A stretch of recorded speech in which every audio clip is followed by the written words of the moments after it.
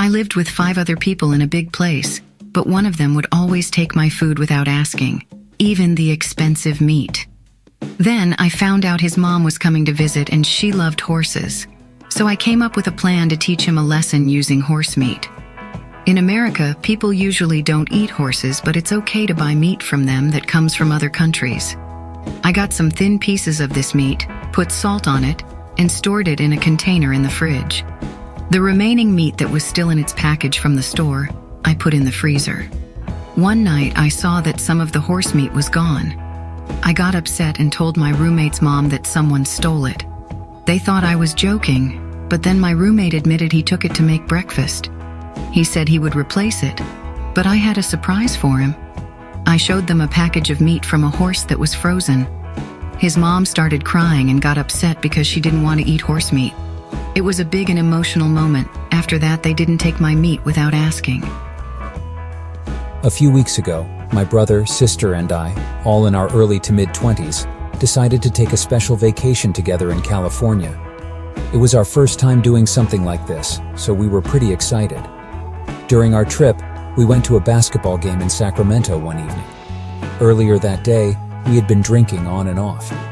As we settled into our seats, I took off my jacket and placed it on the seat. Knowing that I tend to forget things, I asked my sister to remind me about it when we left. To my surprise, she looked at me with disgust and snapped, "I'm not your mother." Well, that caught me off guard. We had been having a great time so far, and I didn't expect such a reaction. Anyway, I brushed it off, thinking she must have been in a bad mood or something.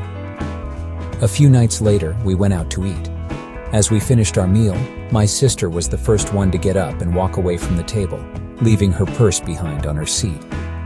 Being the responsible older brother, I quickly grabbed her purse and discreetly hid it inside my jacket.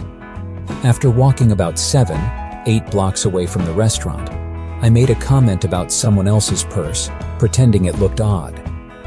Instantly, my sister realized what she had forgotten and started running back to the restaurant in a panic. I informed my brother about the situation, and we leisurely strolled back to the restaurant. When we arrived, my sister was in a frenzy, searching for her purse. Calmly, I held up her purse, looked her straight in the eyes and said, "I'm not your mother." It was a satisfying moment. I saw a couple who had filled their shopping cart with toilet paper, arguing with an elderly couple. The elderly couple had asked for just one packet, because there wasn't any left on the shelves and they had run out. The first couple was behaving terribly and being abusive towards the elderly couple. I decided to help, so I approached the elderly couple and told them to continue their shopping while I searched for them later.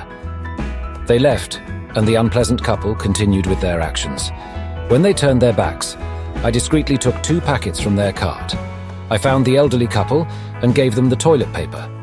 Then, I sought out a shop assistant and informed them about the disrespectful behavior towards the elderly.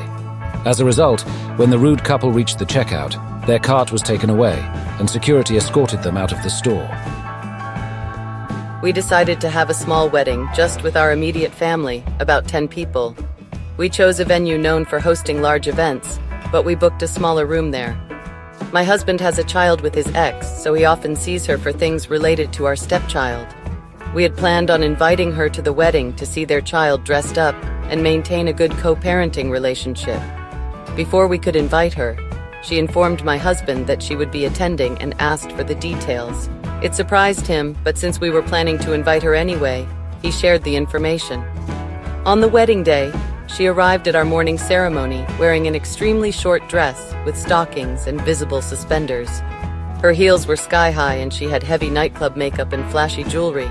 My father even pulled me aside and jokingly asked, "Who hired a stripper?" Later, I found out from mutual friends that she had texted them all, inquiring about their arrival times. Since she had invited herself, we hadn't realized we needed to inform her that it was an intimate ceremony.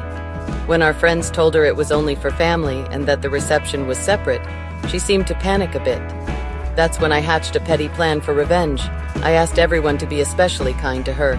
Whenever she tried to slip away, someone would strike up a conversation with her. She grew increasingly uncomfortable and ended up sitting down, covering herself with her coat. The wedding proceeded smoothly.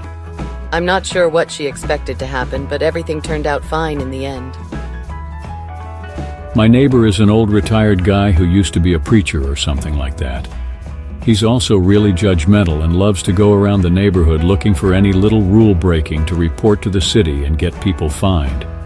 He's obsessed with his lawn and mows it twice a day, making it look perfect. I take pride in my yard too, but I prefer having native plants and wildflowers instead of just grass. I don't bother watering the grass because it seems pointless, but it still grows nicely and there aren't any bare spots. I mow it every 5 days or even less during dry spells. So here's the fun part. Whenever I mow my lawn, I do it in a way that leaves a crazy pattern. I might start with a checkerboard and then switch to spirals or come up with something even more bizarre. The grass doesn't mind, and I enjoy the challenge of finding new ways to cut it. Today I saw my neighbor outside with his troubled grandson who was sent to live with him. He was ranting and raving, clearly frustrated about something. Then he pointed at my lawn and made a disgusted face while doing a little spiral gesture. I'm not sure what he said, but I imagine he was warning his grandson not to end up like me, the neighbor with the weird lawn. Please like and subscribe for more videos like this one. Thank you.